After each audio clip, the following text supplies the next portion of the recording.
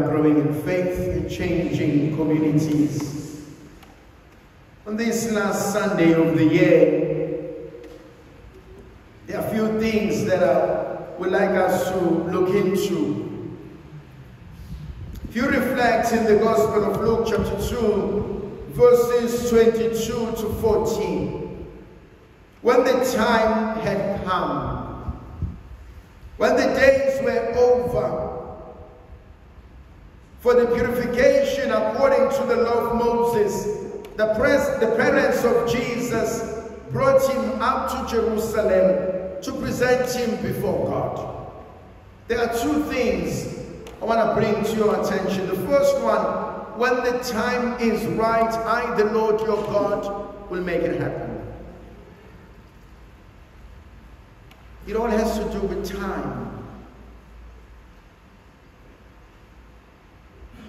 Your timing is perfect. But when the time was okay, when the time had ended, only then they could move over into something else. Are there things that are still hanging in your life before we move on to the next year? Are there things that you have not dealt with? Are there things that still bother you? Are there issues that you've just swept over and under the carpet?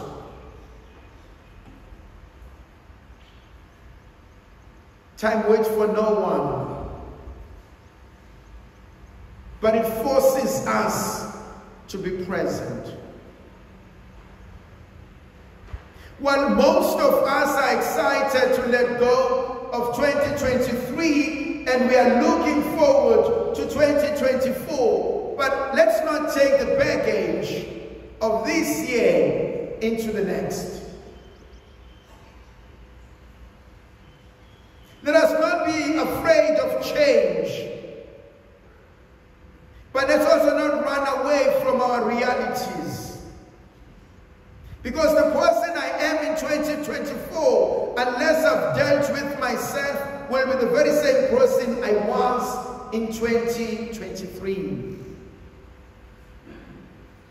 And so the first thing for me is when time had come, Mary and Joseph makes the necessary move, but they can only make that because they have dealt with things that they needed to deal with in the past.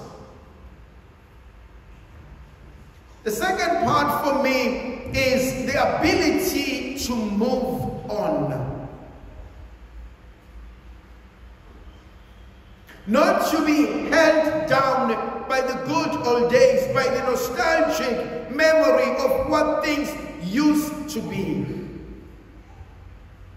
To live in the present. To live with reality of what's going on right now. If I was to ask you how was 2023, all of you will tell a story. And some beautiful stories, some sad stories, some stories of success, some stories of failure. But we all went through a lot.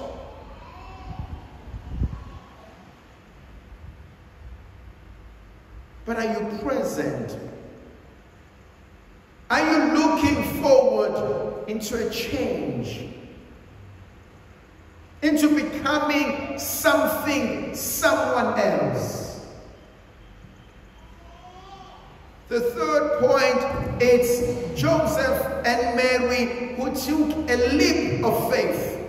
And as they took the leap of faith, they then go to the Lord to present Jesus to the Lord.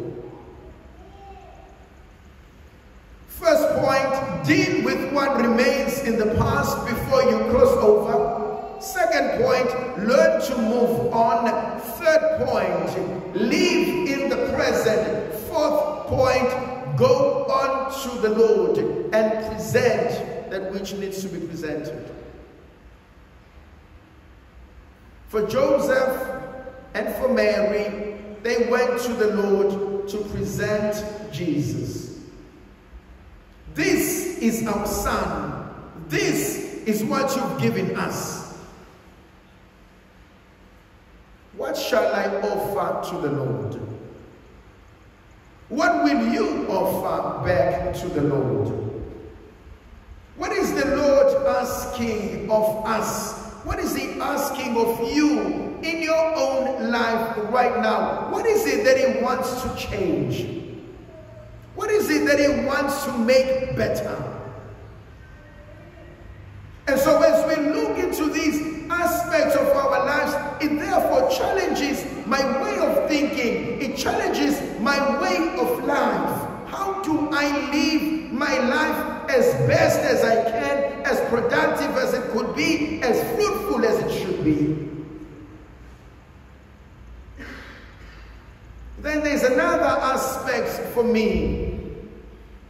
It is a journey that is taken by Joseph and Mary into the temple when Jesus is only a couple of days old.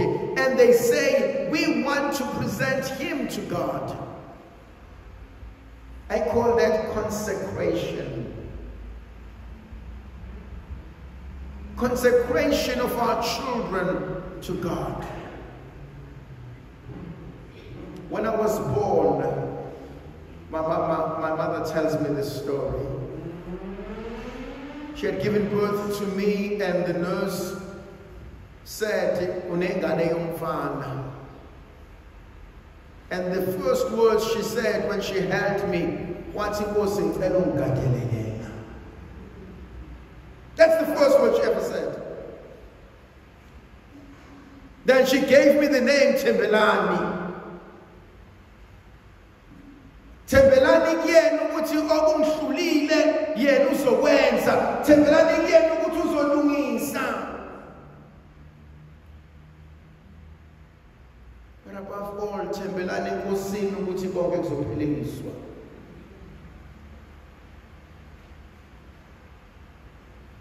The consecration of our families.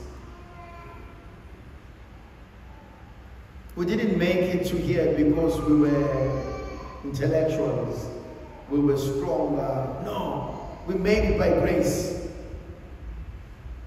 What will make you think we'll still make it into the next year? It's all by grace. And so for me, the consecration of our lives, the consecration of our families, the consecration of everything that we hold so dear, it's important. Consecrate it to God, because on our own we will fail. We cannot do it. Then the other thing that also speaks to me quite powerfully is when they come into the temple. Yes, they are offering a consecration, but there's this man who comes up. His name is Simeon. And when this old man, Simeon, comes and he sees Mary, sees Joseph, and he sees the baby, the only thing he can say is to praise God. And last, all powerful Master, you give leave to your servant to go in peace, for my eyes have seen your salvation.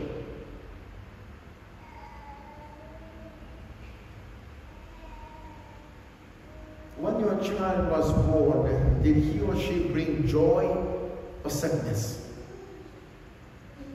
When you were born, did you bring joy or sadness, conflict or unity in your family?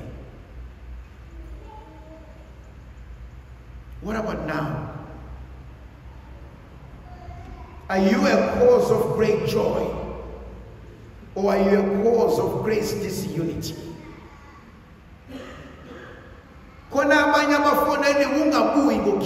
Because we know when so and so is around, there's always conflict. We know that when so and so is around and they start drinking, there are always fights. Am I a cause of great joy?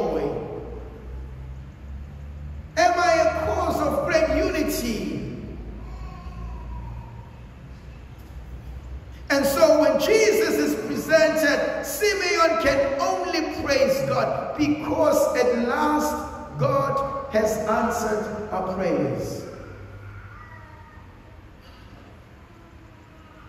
The second point, second to last, that I want to say. As Simeon speaks all these words, Mary listens, Joseph discerns, and both of them are looking for the plan of God. What is the Lord saying?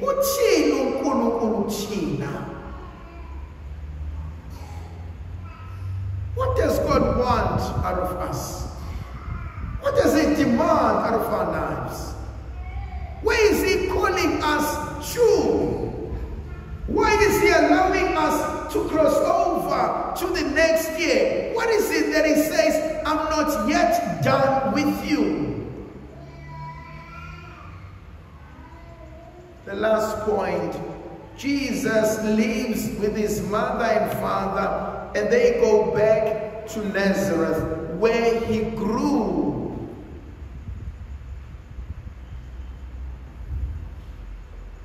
Some of us need to grow up. I cannot repeat the mistakes of last year in the new year. My dear brothers and sisters, you cannot do the same thing and expect different results. If you want change, I need to change the input so that the output is good.